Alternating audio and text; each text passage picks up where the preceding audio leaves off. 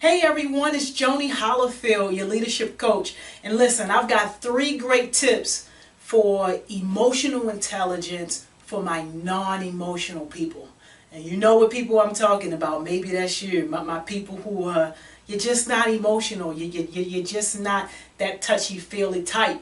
But research has shown that when you compare people with a high IQ to a people with the average or low IQ, they typically perform better in leadership roles, not because of their IQ, but because of their emotional intelligence. So, and that's 70% of the time.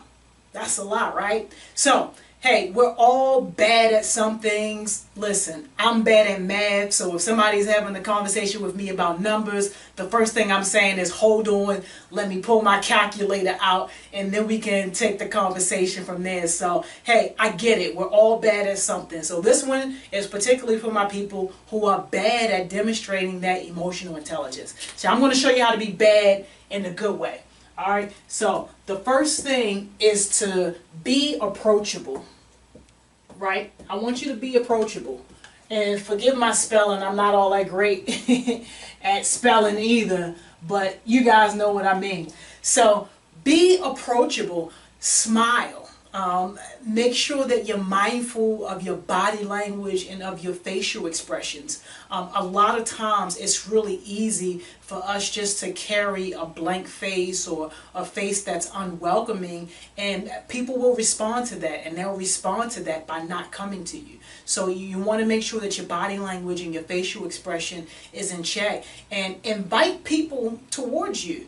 It's okay to ask people, is there anything that I can help you with? Is there something that you need? How can I be of service to you? So be approachable. The more and more you do that, your team members will see that as a sign that, okay, I can actually go to this person. I can actually use this person as a resource, and they'll start to think of you first the more and more that you establish that.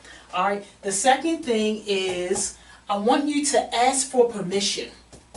Alright, and we're not talking about ask for permission to go on lunch or to go to the restroom. I'm not talking about that. But I'm talking about asking for permission when you need to explain or have a heavy conversation with someone about something. A lot of times, too many times, we try to explain and give a message to a person who has not opened their mind up to receive it. So what happens? Our words are wasted, our time is wasted, our energy is wasted. The one thing that you can do to help resolve that is just to simply ask that permission, especially when it's something that's very important and something that you really need for that person to understand and to get. When you ask that permission, you are immediately lowering the wall. You are immediately allowing them to come from around that wall that they've been hiding around, and you're breaking that barrier between the two. There are going to be plenty of times in the corporate work situation where some things are just not going to be negotiable, and it just is what it is. So when you have those situations, it just is what it is.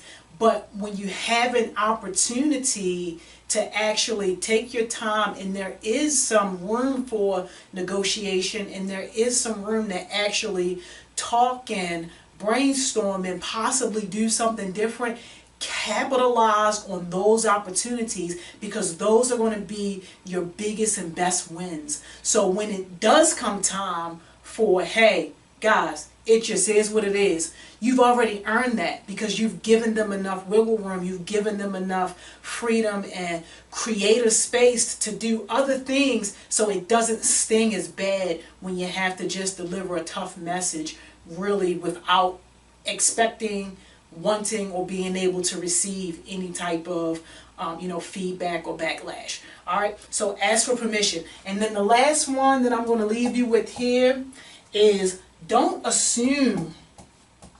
Don't assume anything.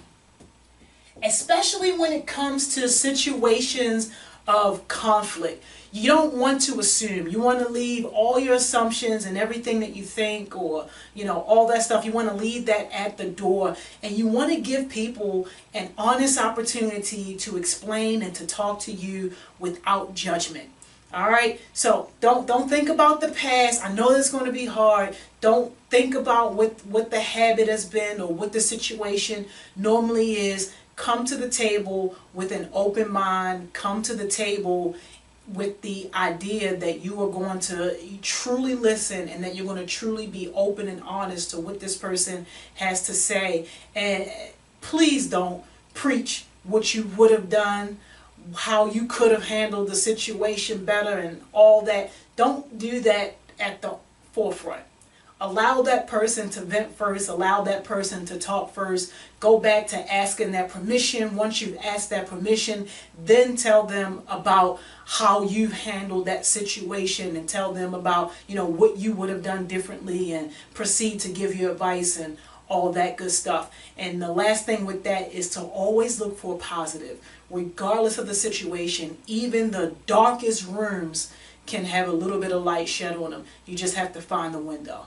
Alright, so I hope that that's been helpful to you guys. I look forward to your feedback if you have any questions or anything about this. So my non-emotional people, go out and do something that's going to make someone smile today. Alright, till next time.